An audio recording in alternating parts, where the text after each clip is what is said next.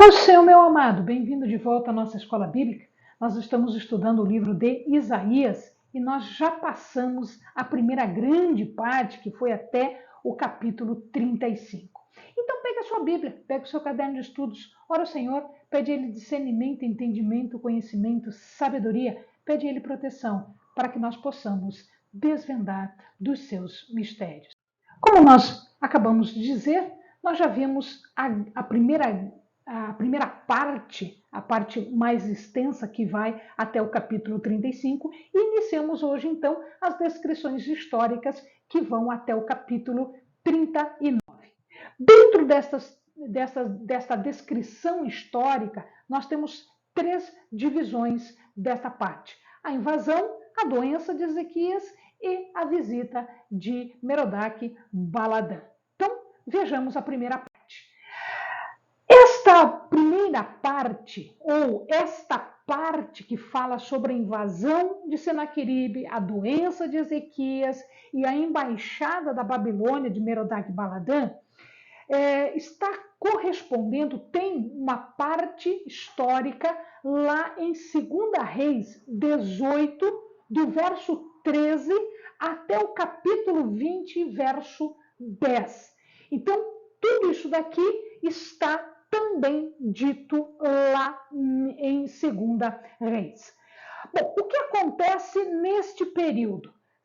Isaías havia advertido, já havia avisado que os reis não deveriam fazer alianças contra a Assíria, que isso não ia dar certo. Mas eles não estavam ouvindo essas coisas todas. O fato é que a Assíria havia acabado de dominar Israel e ela se volta agora contra Judá. E contra Judá, pagando um tributo para a Assíria.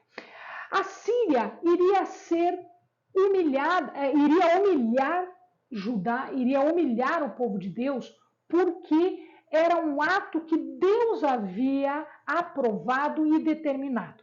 De tal maneira que a Assíria era um instrumento de Deus, nas mãos de Deus, para o julgamento, para o juízo do pecado que o seu povo estava cometendo. Esta circunstância, este aviso de Isaías, tocou o coração de Ezequias num determinado momento e ele fez com que Ezequias promovesse uma reforma na adoração de Israel. Ele destruiu todos os ídolos, os postes ídolos, todos os lugares de adoração dos ídolos. Óbvio que ele não conseguiu tudo isso, mas nós estávamos numa situação muito melhor do que com o rei anterior. Ezequias, para que ele fosse liberto desta invasão, ele teve que reconhecer o seu plano falho, ou seja, ele estava querendo fazer um acerto, uma coalizão com outras nações para se ver livre da Assíria.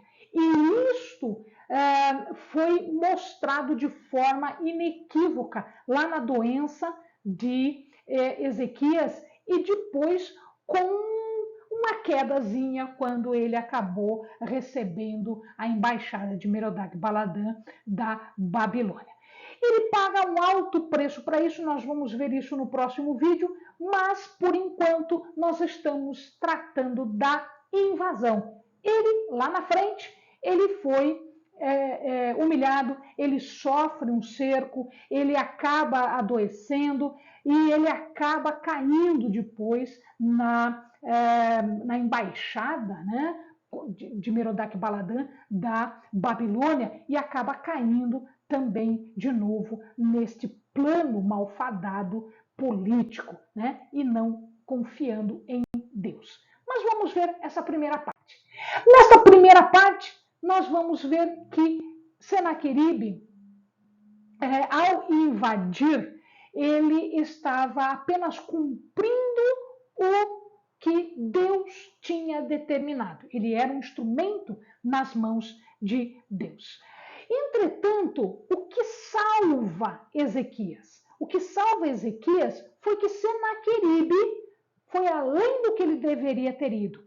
Ele força um julgamento de Deus contra a Síria porque ele trai o povo de Deus. Ele fez um pacto com o povo de Deus, recebe o tributo e logo em seguida ele invade Judá, que é esta parte que nós vamos ver hoje. E, ao mesmo tempo, ele se acha o Todo-Poderoso e que todas as conquistas foram feitas pelo seu braço forte, pelo seu poder. Então, ele blasfema e escarnece de Deus. Então, Deus, tratado desta forma, ele é forçado a um julgamento. Mesmo porque Ezequias, agora cercado por Senaqueribe, ele se volta e se humilha diante de Deus. Então, Deus para um pouquinho a punição. Essa punição vai acontecer depois com a Babilônia, mas ele para um pouquinho aqui para punir a Assíria. O movimento esse movimento de libertação, ele ocorre depois que Sargão morre. Sargão morre em 705, como nós já vimos em outros vídeos. O filho de Sargão, Senaqueribe, ele derrota um outro governante de nome Merodach-Baladã. Merodach-Baladã tinha conquistado a cidade de Babilônia e devasta toda a Caldeia em 703. Então, aqui, Merodach-Baladã começa a aparecer, depois ele vai aparecer no próximo vídeo, nós vamos falar dele, mas ele já começa a aparecer em confronto com a Assíria. Senaqueribe segue conquistando a Fenícia, né? Tiro, Asdod, que fica na Filístia, Amon, Moabe, Edom, Ascalon e Ecrom, que também ficam na Filístia. Isso significa que ele está conquistando tudo. Todas as nações que querem fazer uma coalizão contra ele estão caindo uma atrás da outra. Os egípcios e os etíopes se juntam agora e vão contra Senaqueribe. E Senaqueribe também vence os egípcios e os etíopes nesta coalizão. Depois disso, ele vai para Judá, porque até então Judá estava quietinho. Então ele se volta contra Judá, traindo Judá, ataca e conquista 46 cidades de Judá, da Judéia, que são cidades grandes e muradas, e faz mais ou menos 200.000 prisioneiros. Esta é a história que está por trás deste acontecimento que vai ser relatado por Isaías e em 2 Reis. Senaqueribe estava recebendo um tributo de Ezequias de Judá. Após esse pagamento, em traição, ele manda Rabsaque. Rabsaque é o nome de um comandante, assim como nós chamamos comandante, general, sargento, tenente. Lá eles chamavam um comandante do exército de Rabsaque. Rabsaque não era o nome dele, era a posição militar dele. Então, Senaqueribe manda o seu comandante, Rabsaque, contra Jerusalém. E ele vai se acampar exatamente no caminho do Campo do Lavadeiro. Ora, esse caminho do Campo do Lavadeiro nós já vimos quando Isaías foi falar com Acás, levando seu filho. Ele vai exatamente encontrar Acás lá no Campo do Lavadeiro, no caminho do campo. E ali é que ele acampa. Rabsaque, então, ele começa a falar com os principais de Jerusalém. Então, ele fez um cerco e começa a falar para o povo. Mas ele fala em hebraico. Por que ele está falando em hebraico? Para que o povo entenda. E ele começa a desprezar, a desafiar Ezequias, a desprezar Deus. Ele está dizendo que Ezequias é um tolo em confiar no exército egípcio, ele é um tolo em confiar em Deus, que Deus não pode protegê-lo, como as outras cidades que tinham os seus deuses foram tomadas, ou seja, os outros deuses não foram capazes de dominar e de manter as cidades, então Deus também, Yahvé também não seria capaz, e Ezequias era um tolo. Mas ele diz que Deus está do lado da Síria. Isso não é mentira, é verdade. Deus está do lado da Síria, mas não para que a Síria fizesse o que a Síria estava fazendo, ou seja, ela foi além do que Deus tinha orientado. Rabsaque blasfema contra o Senhor. E o povo ficou quieto. O povo ficou quieto, ouviu tudo aquilo e não falou nada. Ele não se revolta. Ao contrário, eles rasgam as suas vestes em sinal de luto, em sinal de tristeza, em sinal de desaforo, aquilo que eles estavam ouvindo. Ezequias, quando ouve de tudo isso, ele também rasga as suas vestes, ele vai ao templo, ele busca a face do Senhor e ele manda uma embaixada, ele manda algumas pessoas para falar com Isaías. Ele vai falar sobre esta carta e vai falar sobre a mensagem que Rabsaque trouxe para ele. E ele reconhece que este dia é um dia de angústia. Ele reconhece que esta angústia é, na verdade, uma repreensão do Senhor para Judá. Judá está sendo repreendido. Em que forma? Com a Rabsaque falando tudo aquelas besteiras, cercando Judá.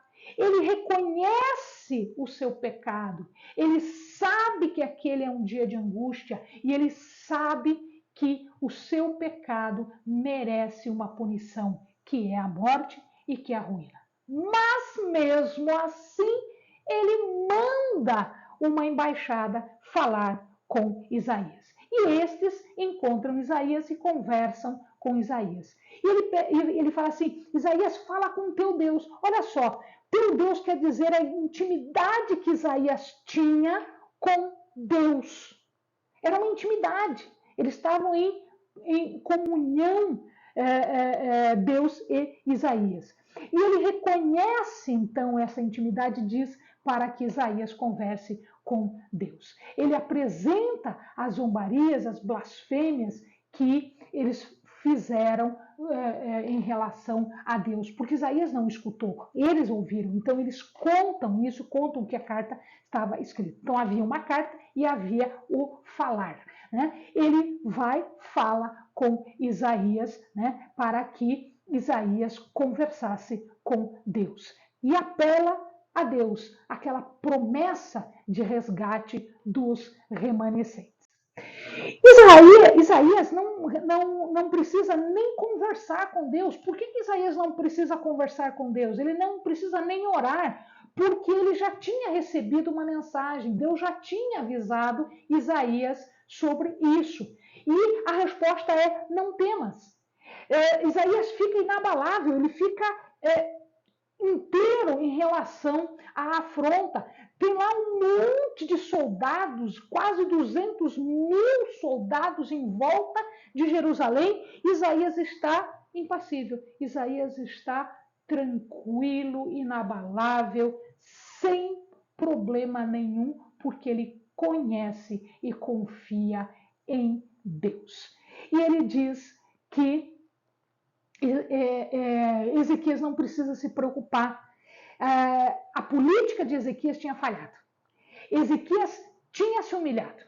Os assírios traíram, os assírios blasfemaram. Então, a medida da ira de Deus estava completa. Estava completa. Deus estava certo porque a política falhou. Ezequias se humilhou. Os assírios traíram e blasfemaram. Então, a medida da ira estava completa. Agora, significa que o rei não precisava temer. O rei assírio vai voltar paralisado, desanimado, e lá ele morrerá. Então, vejamos aqui.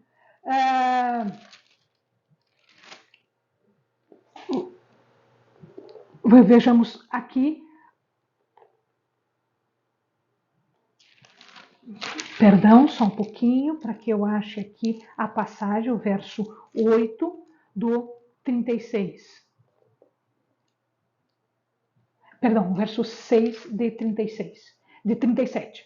Perdão, o verso 6 de 37.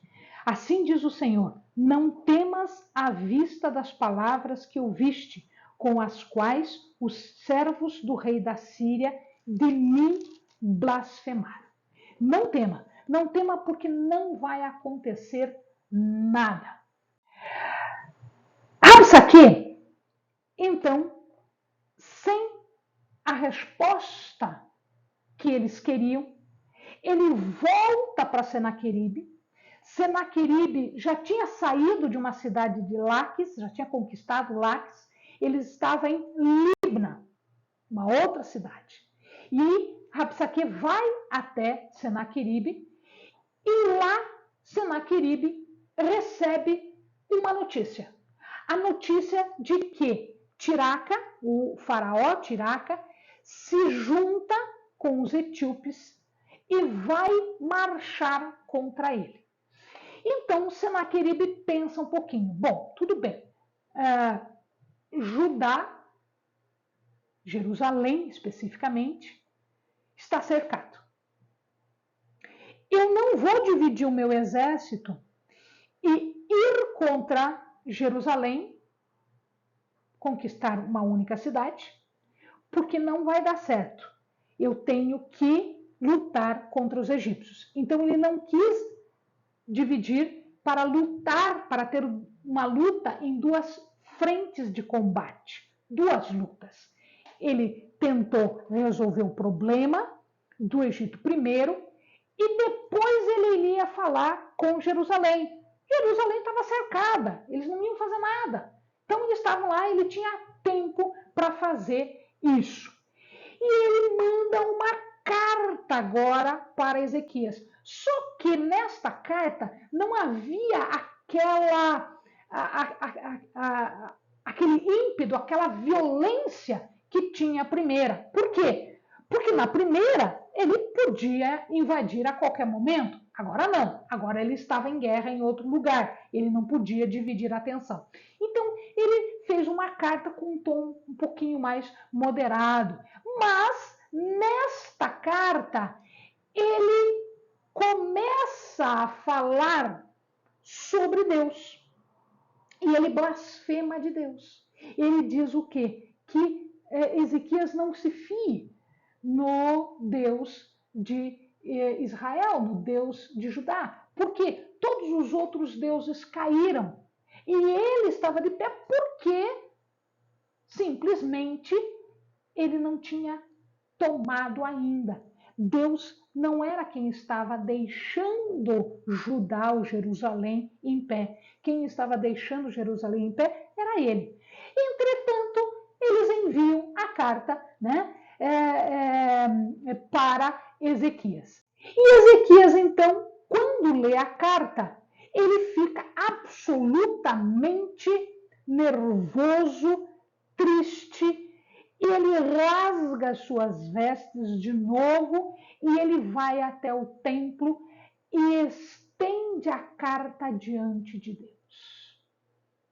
Amados, muitas vezes nós somos afrontados, nós somos humilhados, nós somos aviltados, violentados.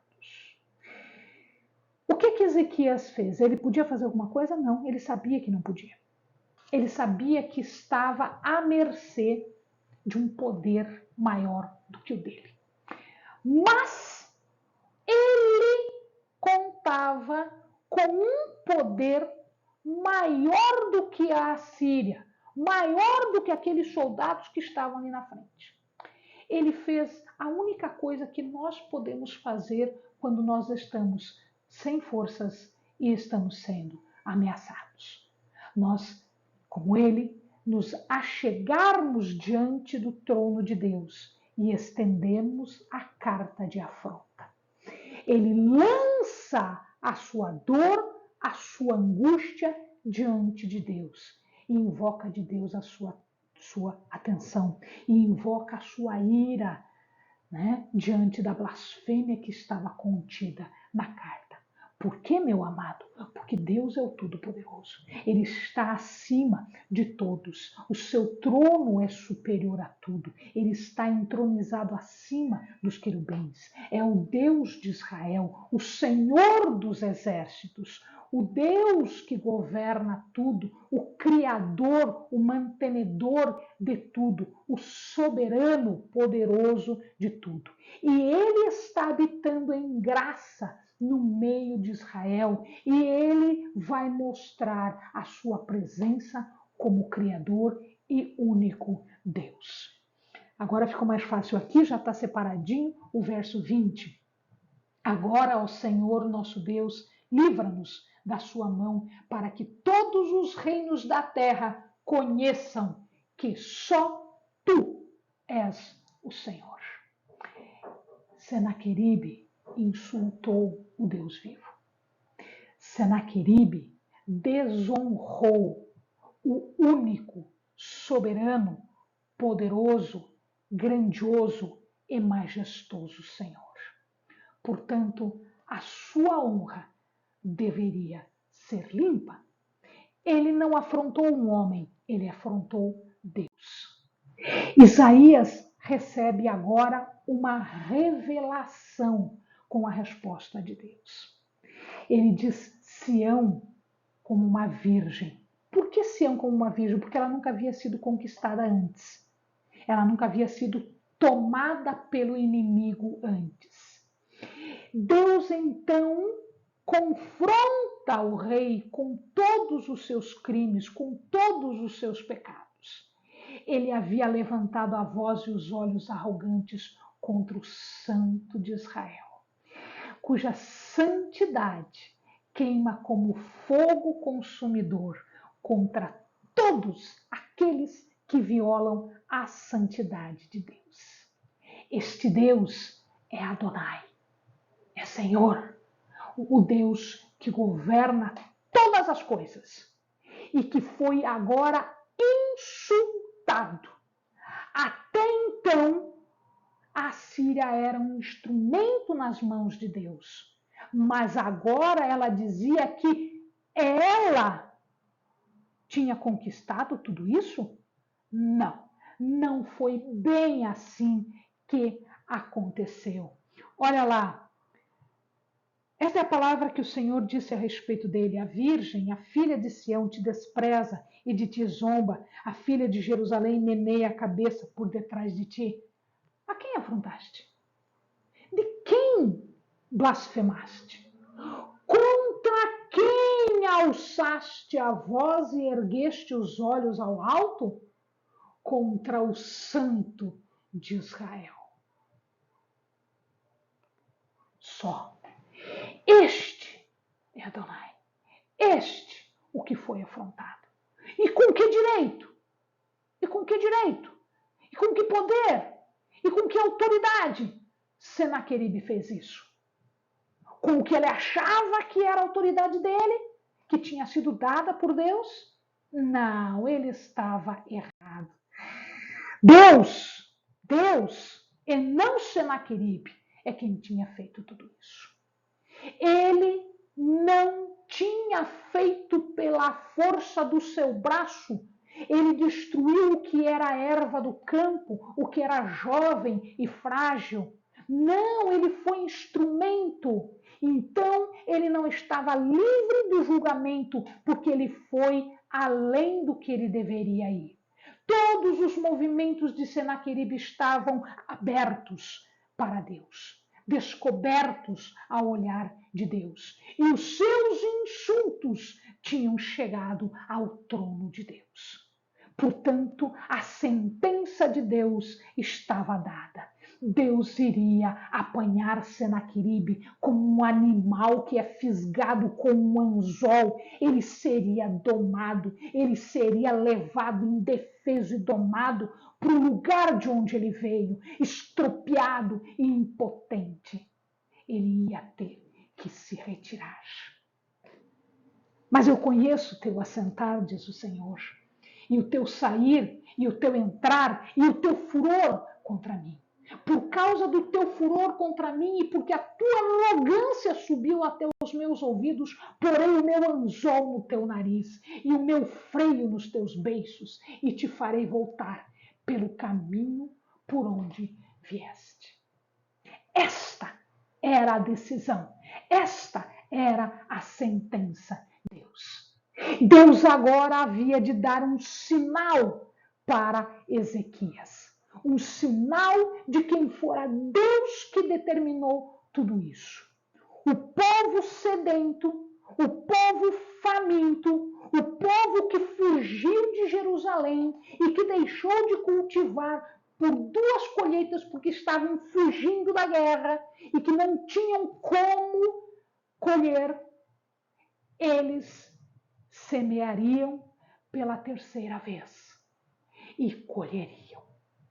Então Deus diz o seguinte: por 2 vezes o meu povo não semeou nem colheu, mas nesta 3ª o meu povo vai semear e vai comer. E isto será sinal de que quem fez isto tudo foi o meu braço, diz o Senhor. Amado, se você não tem colheita, 1 ano, 2 anos, não se preocupe. O Senhor está te dizendo, semeia. Semeia porque agora não tem exército. Semeia porque agora não tem poder. Semeia porque você vai colher. Nesta 3ª colheita, os frutos serão dados. Olha o que diz o Senhor. O que escapou da casa de Judá e ficou de resto, tornará a lançar raízes para baixo e dará fruto para cima. Pois de Jerusalém sairá o restante, e do monte Sião o que escapou. O zelo do Senhor dos Exércitos fará isso. O rei não vai atacar. O rei não vai nem entrar em Jerusalém, porque o Senhor guarda Jerusalém por amor de si mesmo, por sua honra e por amor de Davi. Então, meu querido, naquela mesma noite, o exército assírio é ferido pela espada do anjo do Senhor, que executa o juízo de Deus. Uma praga irrompe no acampamento e 185 mil soldados são mortos sem que se levantasse uma única espada, só pela espada do anjo do Senhor. Esta morte é confirmada numa prova arqueológica, numa inscrição que foi encontrada em Nínive. Nínive era a capital da Assíria. E ele diz nessa inscrição que ele conquistou 46 cidades e que encurralou Ezequias. Mas em momento nenhum ele fala que entrou na cidade. Por quê? Porque ele não tinha mais exército. Por quê? Porque ele não tinha mais poder. Por quê? Porque ele zombou do Deus poderoso, Deus tremendo, o grande Deus. Ele foi além do que ele podia. Ele era mero instrumento e se arrogou e se jactou como poderoso. Então Deus o reduziu à sua insignificância. Ele ouve rumores, ele marcha para fora, ele vai para Nínive e 20 anos depois, sem ter coragem de pisar o solo sagrado, 20 anos depois, quando ele estava prostrado diante de um ídolo do seu Deus, o Deus que ele achava que era poderoso e que o fez conquistar tudo, ali mesmo, aquele Deus que não era Deus, não impediu que os seus próprios filhos o matassem. Esaradom, um outro filho seu, lhe sucede. Amém, amados? Bons estudos.